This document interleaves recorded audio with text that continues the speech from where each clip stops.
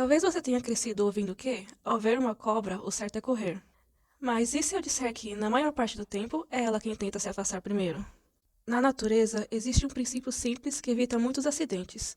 Não perturbe quem não está oferecendo ameaça. E hoje, nós vamos mostrar por que as serpentes da Mata Atlântica merecem ser entendidas e não apenas temidas. Com isso em mente, seguimos para o cenário onde muita dessa diversidade se desenvolve, a Mata Atlântica. A Mata Atlântica é o terceiro maior bioma do Brasil e, apesar de toda a destruição que já sofreu, continua sendo dos ambientes mais ricos e complexos. É uma floresta tropical marcada por temperaturas elevadas, muita chuva e intensa luminosidade. No passado, ocupava 15% de todo o território brasileiro, passando por 17 estados. Hoje, depois de séculos de desmatamento, restam apenas fragmentos que somam cerca de 24% da sua área original. E mesmo assim, sua diversidade permanece impressionante. As variações de latitude e altitude criam um mosaico de microambientes ao longo do bioma. Durante este vídeo, daremos preferência ao termo serpente no lugar de cobra. Isso porque o termo cobra é usado popularmente para se referir a animais rastejantes, de corpo alongado, com escamas e sem membros. Vale lembrar que, coloquialmente, ambos os termos cobra e serpente significam a mesma coisa, porém serpente é o nome cientificamente correto do grupo que iremos abordar. Além disso, cobra também é o termo usado para se referir a serpentes do gênero Naja do continente asiático. Apenas as características mencionadas não são suficientes para diferenciar uma serpente de um lagarto sem membros. Então, vamos completar essa definição? Ambas serpentes e lagartos são répteis, o que significa que, juntamente com os crocodilos, aves, tuataras e tartarugas, têm apêndices pareados, ovo com membrana amniótica e pele seca coberta por escamas ou penas queratinizadas. Junto com tuataras e lagartos, as serpentes são parte dos lepidossauros, então têm fenda cloacal transversal, muda inteira do epitélio e crânio com duas fenestras. Diferente dos lagartos, que são seus parentes mais próximos, as serpentes têm uma mobilidade craniana muito mais acentuada e não têm ouvido externo nem pálpebras. As serpentes são animais temidos devido às espécies peçonhentas e aos acidentes aos quais são envolvidas. Contudo, a cultura e o desconhecimento da importância ecológica e da biologia desses répteis influenciam a percepção humana e interferem na relação destes no meio ambiente mais do que os riscos reais de acidentes. Mas, afinal, o que são os animais peçonhentos? Animais peçonhentos, diferentemente dos dito venenosos, possuem peçonha para inoculação do veneno. No caso das serpentes, as espécies peçonhentas apresentam dentes ocos como um instrumento de inoculação. De modo geral, as serpentes desempenham um papel fundamental na regulação de populações de presas. Suas atividades predatórias mantêm o equilíbrio ecológico, o que torna fundamental a população conhecer esses animais para sua conservação. Atualmente, há mais de 12.000 espécies de répteis registradas, das quais 4.000 são serpentes. No Brasil, são mais de 430 espécies de serpente distribuídas entre 10 famílias, sendo apenas as famílias Elapide e Viperide peçonhentas e de importância médica. Ao longo dos anos, a Mata Atlântica perdeu mais de 80% de sua área original, mas ainda assim, abriga uma das maiores diversidades de serpentes do planeta.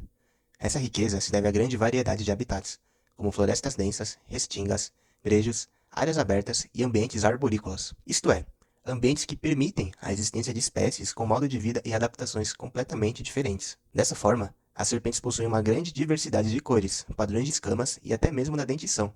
Este último, inclusive, é uma das características que podem definir certas famílias dentro do grupo, que iremos detalhar daqui a pouco. As serpentes desse bioma pertencem principalmente às 4 grandes famílias: Boide, Colubride, Elapide e Viperide. Umas das, mas não a única, características distintas dessas famílias são os 4 padrões de dentições encontradas nas serpentes. A áglifa possui dentes homogêneos, sem especialização entre eles, encontrado na família Boide. A opistóglifa possui presas localizadas posteriormente na maxila, ou seja, na parte mais interna, presente em alguns membros de Colubride. A proteróglifa possui presas anteriores fixas, encontradas em Lapide. E por último, a solenóglifa possui presas anteriores retráteis e com um buraco para a inoculação da peçonha, aumentando assim a quantidade de líquido ejetado e é típico da família Viperide. Em Boide, normalmente encontramos serpentes de médio a grande porte, não peçonhentas, e que utilizam constrição para capturar suas presas. A constrição nada mais é que o famoso abraço de cobra, que inclusive foi o comportamento que deu nome científico ao grupo, boa constrictor. Durante a captura, a jiboia se enrola em sua presa e aperta firmemente, até que sente, com o corpo, que a respiração e os batimentos cardíacos da presa cessaram. Neste bioma, Colubride compõe a maior parte da diversidade, sendo que os seus representantes mais conhecidos estão associados ao mimetismo batesiano, ou seja, Uma espécie inofensiva imita, tanto em comportamento como padrão de tamanho e coloração, uma espécie mais perigosa, para afastar seus predadores. Esta é uma estratégia de defesa utilizada por apenas algumas espécies de colubrídeos, conhecidas popularmente como falsas corais. Elapidae trata-se de uma família caracterizada por apresentar veneno neurotóxico e proteolítico. Inclui as corais verdadeiras, sendo considerada uma das espécies mais peçonhentas do território. Ao contrário do que muitos pensam, seu comportamento típico não é o ataque em caso de ameaça, mas sim de evitar o confronto direto. Na família Viperidae estão incluídas as conhecidas jararacas, jararacuçus, surucucus e cascavéis.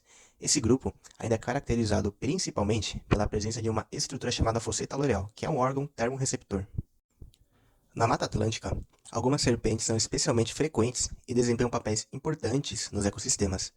A caninana, uma das maiores serpentes não peçonhentas do bioma, é ágil, diurna e exerce forte controle sobre populações de roedores e aves, sendo completamente inofensiva para os humanos. A cobra-cipó é arborícola e extremamente veloz. É comum em bordas de mata e áreas urbanizadas próximas à floresta, fugindo rapidamente ao menor sinal de aproximação.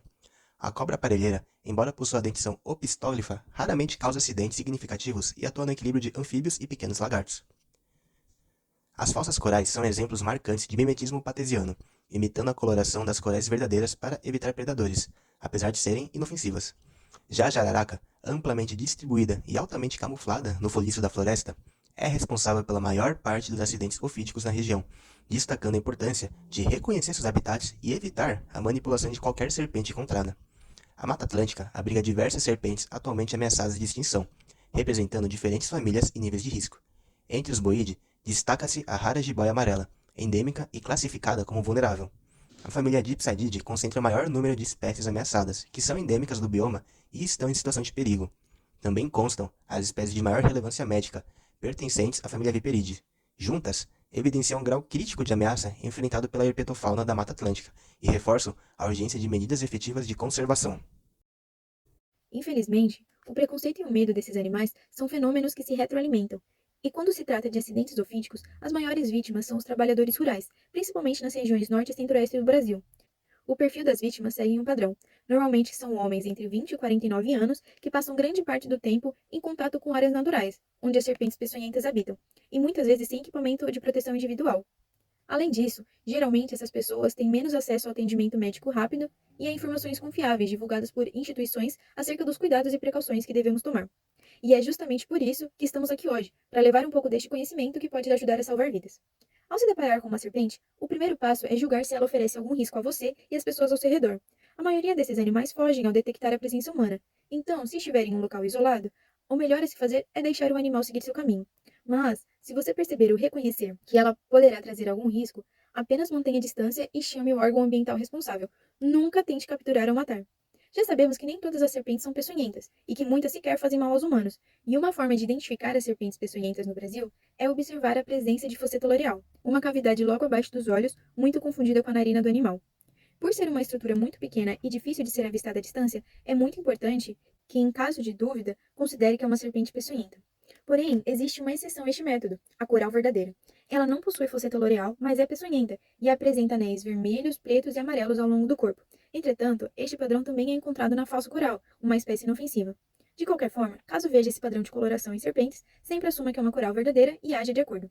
Em determinadas regiões, é possível prevenir acidentes fazendo uso de botas de cano alto, tomar cuidado ao andar em áreas de mato alto, sempre prestar atenção onde pisa e o que está ao seu redor.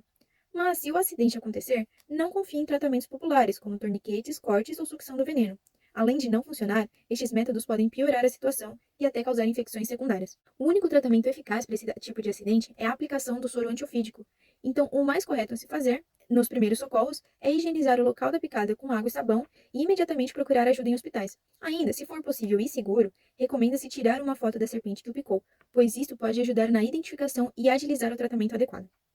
Apesar de ainda serem alvos de medo e desinformação, vimos que as serpentes são componentes essenciais da Mata Atlântica e exercem funções ecológicas e serviços ecossistêmicos fundamentais, controlando populações de presas e contribuindo para o equilíbrio do bioma.